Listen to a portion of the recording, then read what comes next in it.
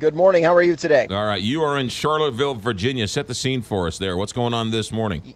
Yeah, today is the big memorial service for Heather Heyer. She was the woman who was killed, 32-year-old woman who was killed when a car slammed into a group of counter-protesters on 4th Avenue. Just as things were kind of breaking up Friday and things were getting out of control during those neo-Nazi white supremacist demonstrations, the memorial service itself, the theater, is about a block and a half away from where the actual scene of the crash happened. So obviously there have been memorials growing in both locations.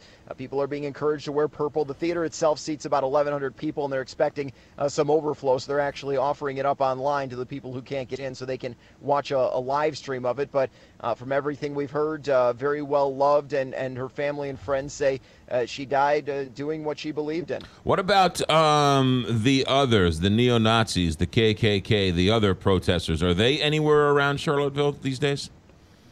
You know, we saw one gentleman come to the Robert E. Lee statue yesterday, armed with a rifle over his shoulder, wearing Confederate garb and holding a Confederate flag. And he saluted the statue. A bunch of people saw him and came and confronted him, screaming, yelling. The police were there, but he didn't say a word to them. The police stood by and watched, and the man eventually turned away and walked away quietly. There were no arrests made, no injuries that occurred. That's really the only thing we've seen since the big rallies and riots and demonstrations on Saturday. But there are concerns here, especially after the president's comments yesterday. People are telling me they're nervous that those comments may embolden some of these groups to come back here to Charlottesville and maybe use Heather's memorial as an opportunity to make some kind of demonstration. Ryan, now just so we get the facts on this, Charlottesville voted, their city council voted to take this statue down and to change the name of the park, correct? Correct. The name of the park has been changed to Emancipation Park. It used to be called Lee Park. There's an effort now underway to name it after Heather and call it Heyer Park. But the statue itself I'm staring at right now, it's still here. And the reason is, even though the city council voted earlier this year to take it down, of course, it was appealed, and it's going through the court system right now.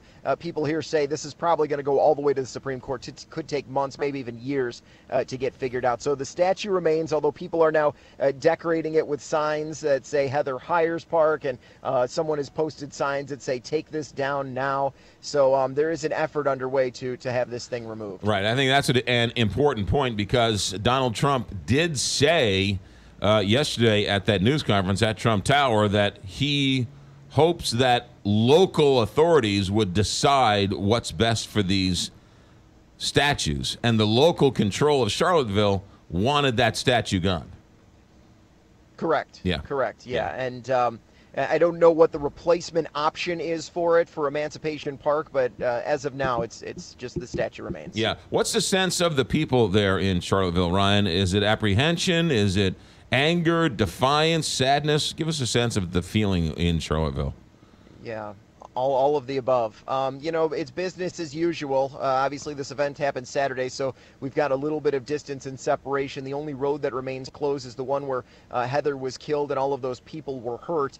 People continue to pay their respects with flowers and candles, and there's obviously a lot of sorrow. It's the only thing people are really talking about around here. But people are anxious to kind of move on. They're hoping that these groups are done demonstrating here.